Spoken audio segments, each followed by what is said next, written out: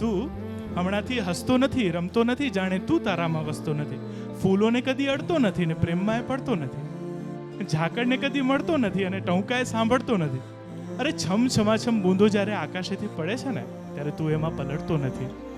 તો હવે શું કરવાનું?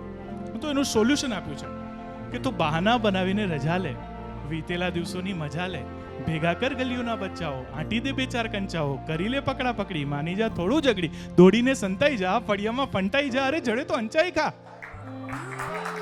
તું ના કરવાનું બધું કર્યા કરે છે અને કરવાનું છે એ કંઈ કરતો નથી.